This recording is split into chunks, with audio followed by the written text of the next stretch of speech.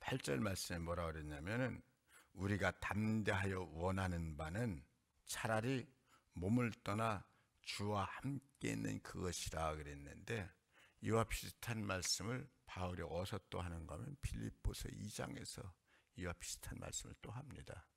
뭐라 그러는가 하면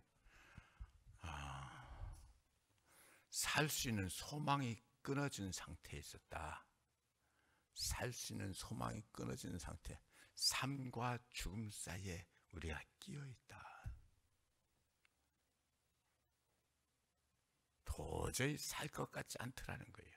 근데 그냥 그렇게만 얘기를 하니까 이게 뭔지를 모르겠어요. 뭔지를 모르겠다는 얘기인가 뭔가 하면은 환란이 항상 바울이 예수 믿기로 작정한 그날부터 유대인들이 바울을 죽이기 전에 먹지도 않고 마시지도 않겠다고 그래서 늘 돌멩이 들고 쫓아다녔었고, 또 이방인 지역에 가면 이방인들은 다 우상 숭배하는데 우상 숭배하면 안 된다고 그러니까 또 우상 숭배하지 말라고 그랬다. 우리가 이거 가지고 먹고 사는데 우리 생업이 끊어진다고 그러면서 또 바울 죽이려고 쫓아다니고 그래. 그러니까 바울이 늘 이곳 가나 저곳 가나 항상 핍박당하는 것이 있었는데 그런 거, 그 핍박이 너무 심해가지고 살 수 있는 소망이 끊어졌다는 건지, 아니면 바울이 또 항상 몸이 안 좋았습니다. 몸이 안 좋았던 것이 갈라디아서에서 그러죠. 너희가 나를 위해서 눈이라도 빼줄 만큼, 목숨이라도 줄 만큼 나를 사랑했었다. 바울이 사도행전을 보면 바울을 죽이려 유대인들이 달려들어가지고 돌로 쳐 죽여가지고 죽었습니다. 완전히 죽어가지고 끌어다 시체 동네 밖에 던졌는데, 성도들이 그 바울을 보면서 물끄러미 구경만 했다고 그랬어요. 물끄러미 구경만 했다는 얘기는 죽었다는 얘기입니다. 만약에 살아서 꿈틀댔으면은 그 성도들이 구경만 하지 않고 들쳐업고 뛰었겠죠. 그런데 거기서 살아나가지고 그 몸 가지고 며칠 쉬지도 않고, 뭐 전치 며칠 그것도 며칠 쉬지도 않고 또 다음 날부터 다른 것을 또 복음 전합니다. 아마 이 성경학자들은 그 사건 때문에 바울이 보세요, 죽은 것처럼 그렇게 뻗어 있었으면은 팔 다쳐가지고는 아니거든요. 다리 부러져가지고도 아니거든요. 그건 머리 다친 거거든요. 머리 다친 건데, 머리에 큰 충격이 왔을 때 오는 병이 간질병입니다. 그래, 아마 너희를 시험하는 질병이 내게 있었다고 말했을 때 이 성경학자들은 바울이 간질병을 가지고 있지 않았나 이런 생각을 갖죠. 어떻든지 간에 이 빌립보서 2장에서 삶의 소망이 끊어지고 내가 삶과 죽음 사이에 있었다고 그럴 때 그것이 이 큰 핍박 때문이었는지 아니면 질병 때문이었는지, 건강이 악화돼 가지고 그 지경에 있었는지, 그건 추측입니다. 근데 빌립보에서 그렇게 얘기를 합니다. 그럼에도 불구하고 나는 솔직하게 나는 육신을 떠나서 주님께 가는 게 더 좋다. 나로서는. 왜? 주님 나라 좋은 줄 아니까는. 육신을 떠나서 하나님 품에 가는 것이, 하나님 나라 가는 것이 더 좋다. 그러나 너희를 위해서 내가 살 것을 아노라. 왜?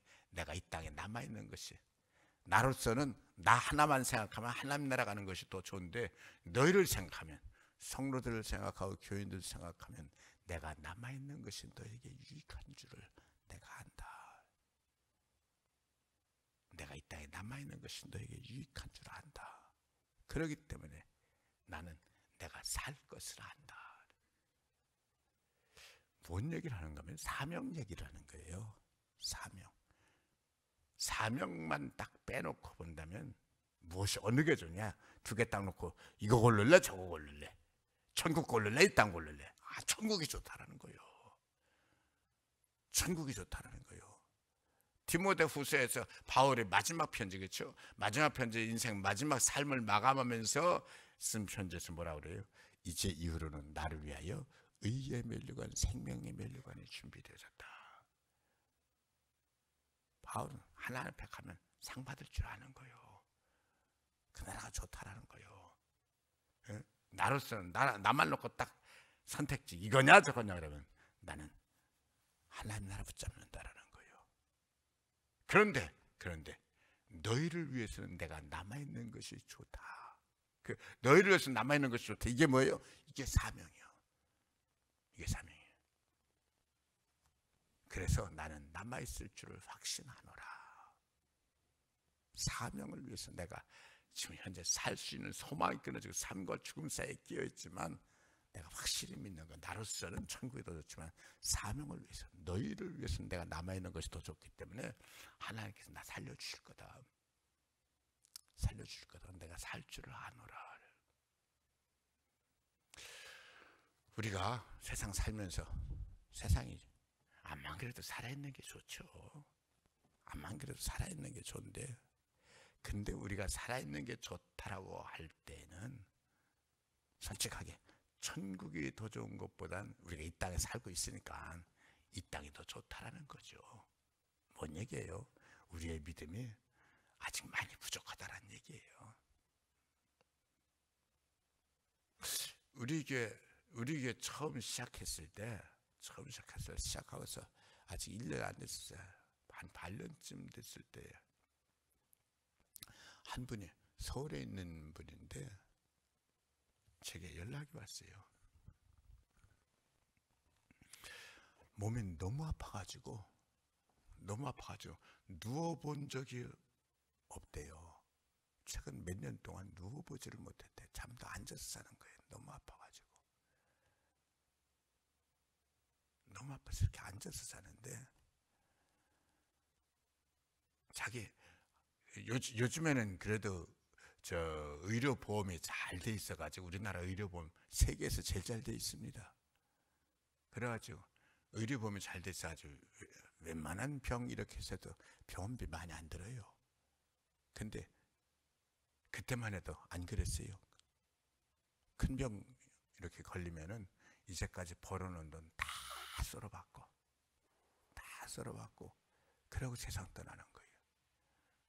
그분이 돈 다 써서 가지고 있는 몽땅 다 이제 병원 집 전세비 합쳐가지고 1,000만 원이 그게 전부라는 거예요. 그게 전부인데 저한테 뭐라고 목사님 저 좀 살려주세요. 살려주시면 그거 500만 원 잘라서 드릴게요.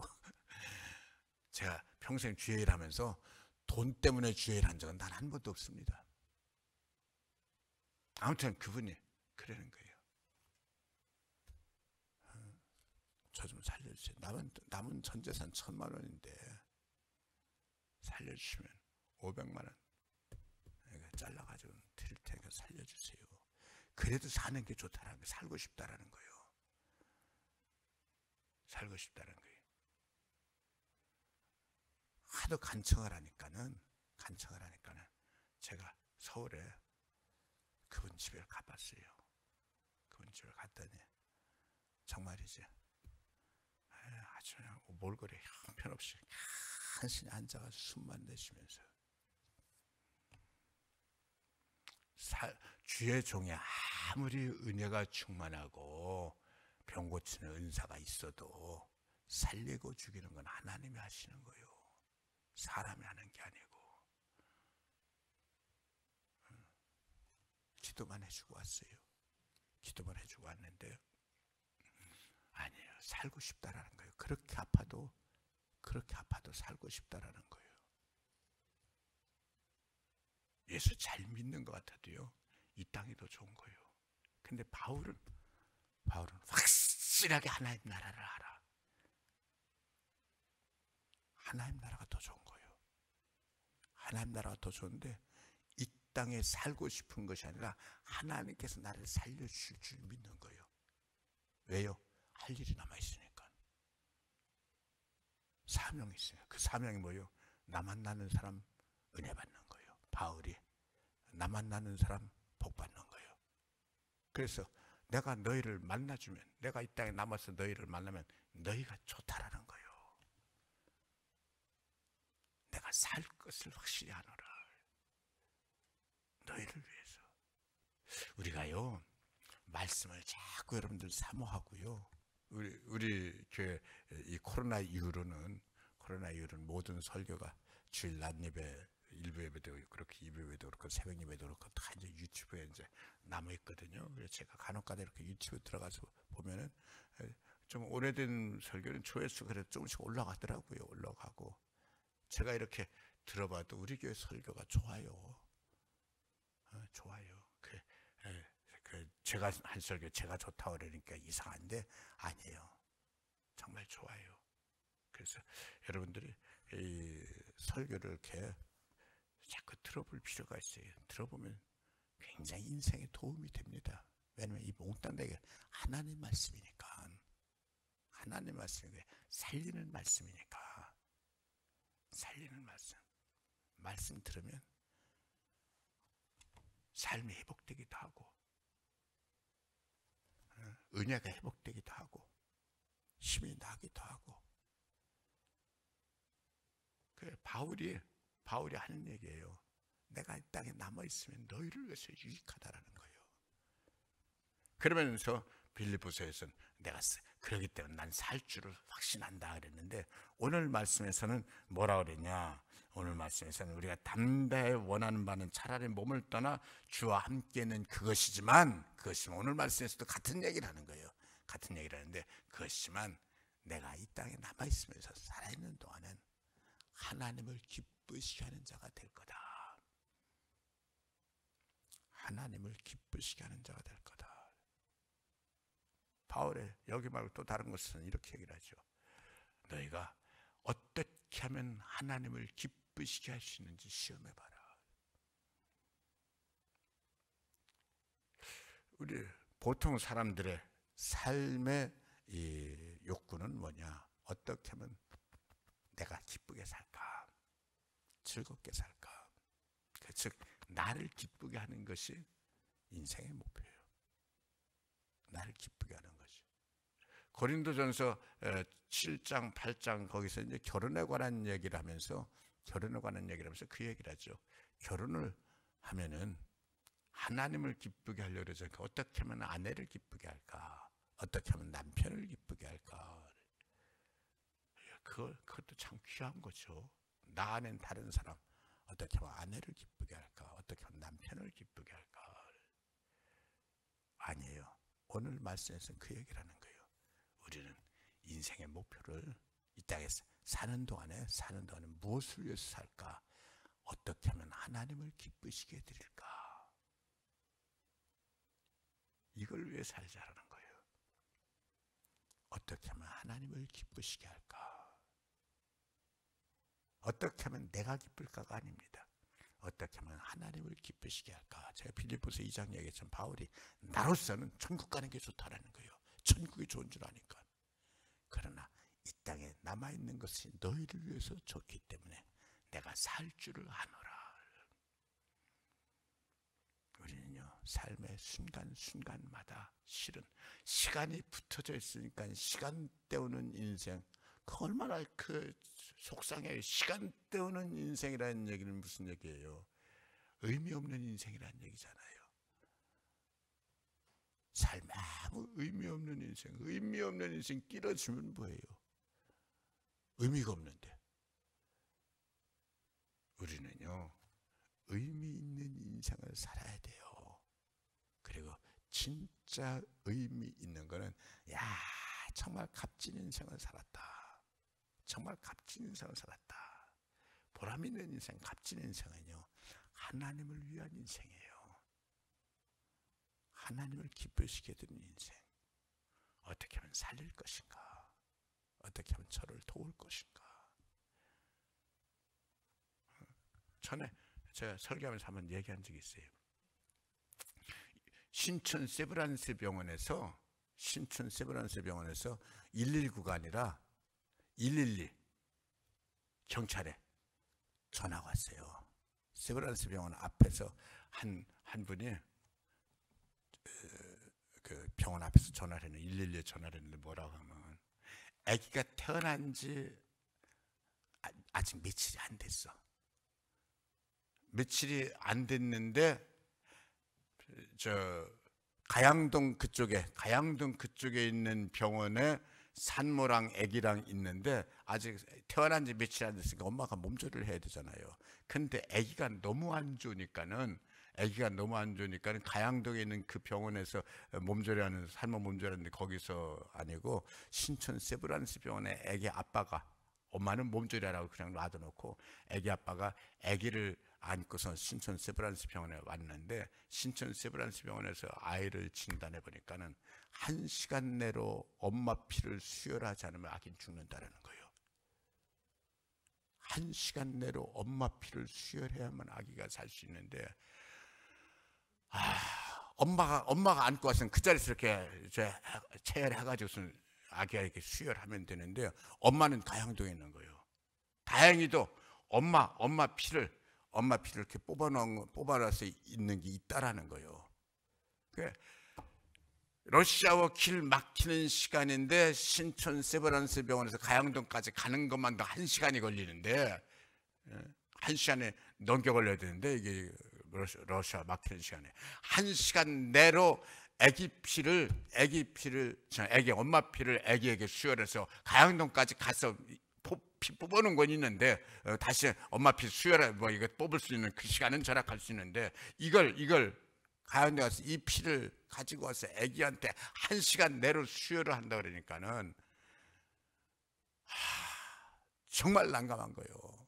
아빠가 튀어나오면서 119가 아니라 112에 경찰에 전화를 한 거예요. 상황을 얘기하니까 경찰이 급하게 이거 앵앵앵 돌리면서 왔어요. 돌리면서 와가지고 아기 아빠를 태우고 앵앵 이 비상등 켜고 돌리면서 계속 스피커로 앞차 비키게, 앞차 빨리 비키라고 그러면서 가양동으로 달려가고, 가양동 쪽에 있는 경찰들에게 연락을 해가지고 상황을 얘기해서 그쪽에서 병원에 와서 급히 가지고 오라고, 중간에서 만나자고. 그래 양쪽에서 앵앵앵앵 되면서 그냥 최고 속도로 달리니까 그 러시아와 막히는 시간인데도 불구하고 사람들의, 요즘 우리나라 사람들 많이 깨어 있어요. 앵앵앵하면서 이게 저 스피커 하니까는 길을 쫙쫙쫙 비켜져가지고는 중간에서 피를 받아가지고 다시 신촌 세브란스 병원까지 와가지고 아기한테 갖다 놓는데 50분이 안 걸린 거예요. 40 몇 분에. 와, 참. 그러고 뭐 아직 우리나라 좋은 사람들 많아요. 그래가지고 아기를 살린 거예요.